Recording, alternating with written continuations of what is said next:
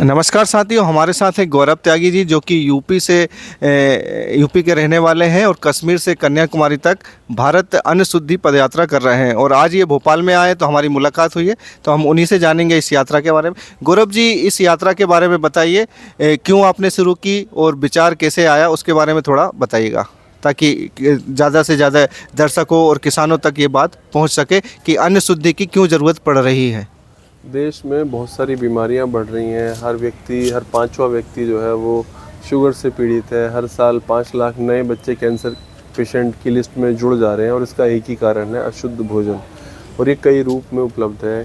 खेती में बहुत सारे रसायनों का इस्तेमाल हो रहा है, बहुत सारे स्प्रे का इस्तेमाल हो रहा है, केमिकल का इस्तेमाल हो रहा है, और बहुत सारे जंक फूड जो है वो अवेलेबल हैं बाज़ार में बच्चों को खाने के लिए, बड़ों को खाने के लिए। तो अन्न शुद्धि बहुत ज़रूरी है, क्योंकि जैसा हम खाएंगे वैसा हम बनेंगे, हमारा तन होगा वैसा हमारा मन होगा।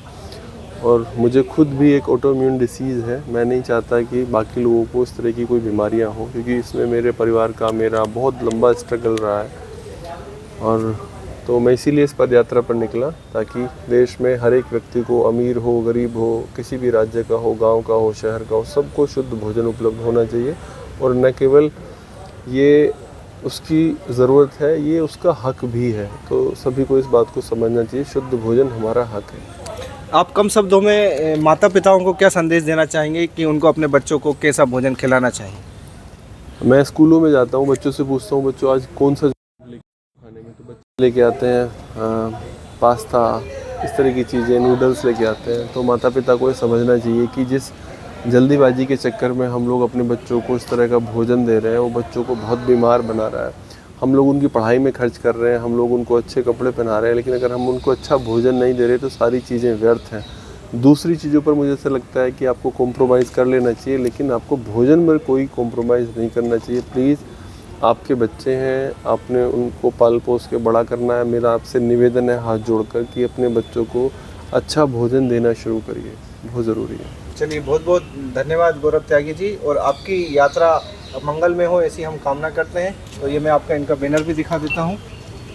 भारत अन्न शुद्धि पदयात्रा कश्मीर टू कन्याकुमारी, श्रीनगर से कन्याकुमारी 4000 किलोमीटर की यात्रा कर रहे हैं। फूड जरूरी है, पैदल चल रहे हैं ये, और इन्हें आप ज्वाइन भी कर सकते हैं, और यूट्यूब पर इनका चैनल भी है तो उसको भी देख सकते हैं। और अभी यात्रा भोपाल में है, कल भोपाल से निकलेगी, कहाँ, बैतूल के लिए है ना? बिल्कुल क्लियर। हाँ, भोपाल से कल शुरू हो जाएगी, और एक दिन में ये 25 किलोमीटर चलने का लक्ष्य है, और जितना भी प्राप्त होता है। तो साथियों देखिए, ये वक्त की ज़रूरत भी है, और यदि आपने हमारे चैनल को सब्सक्राइब नहीं किया है तो कर लीजिए। धन्यवाद।